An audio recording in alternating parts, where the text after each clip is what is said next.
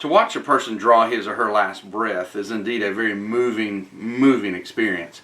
Jesus in John chapter 19 had done that very thing, and he had died on the cross. The Bible tells us then, beginning in John 19 verse 33, since it was the day of preparation and that the bodies would not remain on the cross on the Sabbath, for that Sabbath was a high day, the Jews asked Pilate that their legs might be broken, that they might be taken away.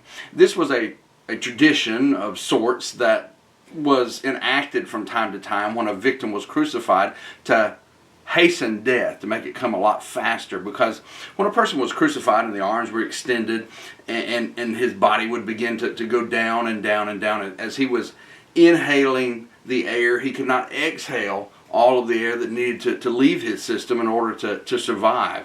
And eventually a person would suffocate, so he would push himself up to get that air out that he didn't need in there.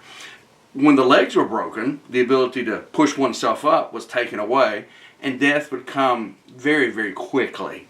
And that's what the Jews wanted to happen here. But something very interesting tells us in the Bible, so the soldiers came and broke the legs of the first and the legs of the other, talking about the criminals who had been crucified with him. But when they came to Jesus and saw that he was already dead, they did not break his legs. Interestingly enough, you keep reading and it says, one of the soldiers pierced his side with a spear, and at once there came out blood and water. He who saw this has borne witness, that's John who's writing this.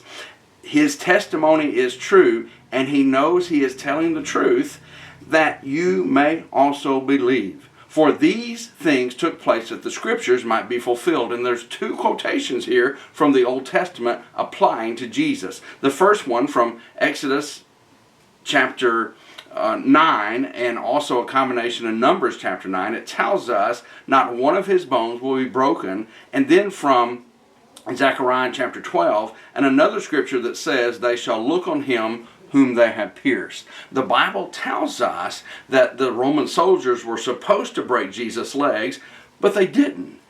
They were not told to pierce his side with a spear, but they did.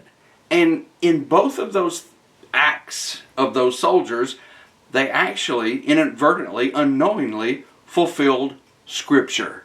And those Scriptures, of course, ultimately had application one day to this very event about Jesus.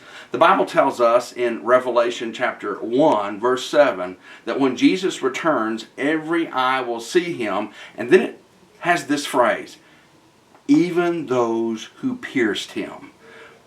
That's more than just the Roman soldier. That's everyone whose sin put Jesus on that cross. That's everyone whose sin crucified and mutilated the body of Jesus. That's everyone, that's all of us who pierced him. Our eyes will see him. Will we see him as obedient children, forgiven by that blood?